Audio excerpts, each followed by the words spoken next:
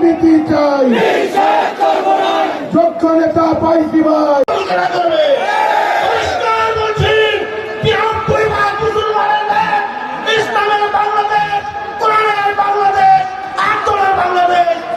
সাথে বাংলাদেশ জামাত ইসলামের ভোটের ব্যবধান সারা বাংলাদেশে মাত্র 4%। সেই ভোটের মধ্যে পীর সাহেব চরমনায়ের ভোট যোগ করা হয় নাই। সেই ভোটের মধ্যে আল্লামা মামুনুল হকের ভোট যোগ করা হয় নাই। সেই ভোটের মধ্যে বাংলাদেশ জামাত ইসলাম ব্যতীত বাকি 7 দলের ভোট যোগ করা হয় নাই। ব্যবধান 4%।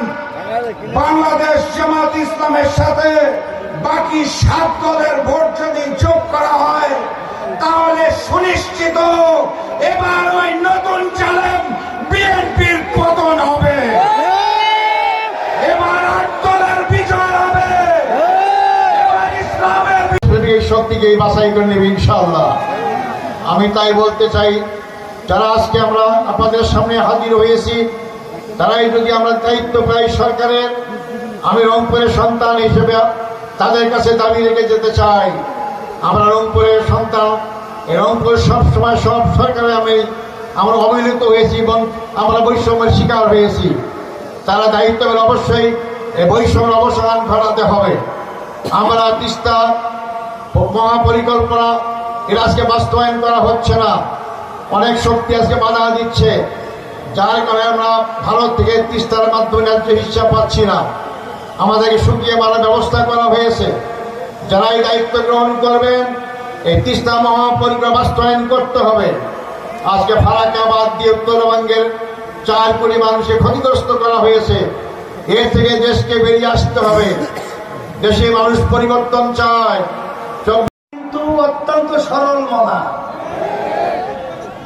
রংপুরের মানুষ ন্যায়ের পক্ষে, বাংলার বিরুদ্ধে। আজকে রংপুর থেকে আওয়াজ তুলতে হবে। আবু সাইদ যেভাবে হাত প্রসারিত করে আমাদের দেশকে আবার স্বাধীনতার দিকে তিনি পরিবেশ তৈরি করেছিলেন, এই রংপুর থেকেই এই চাঁদাবাজদের এবং ক্ষমতালোভীদেরকে এবং যারা নাকি দেশের টাকা বিদেশে পাচার করে এবং যারা বিদেশের দাবিদারি আমাদের বাস্তবায়ন করতে চায়, ওদেরকে না বলে বাংলার জমিন থেকে উদ্ধার করতে হবে। সাথে সাথে আমি সকল গুজরাট আহ্বান জানাবো, আমরা সারা দেশে বাংলাদেশের মাটিতে কোরআনের আইনের জন্য আমরা যুদ্ধ করব ইনশাআল্লাহ। শুকরিয়া।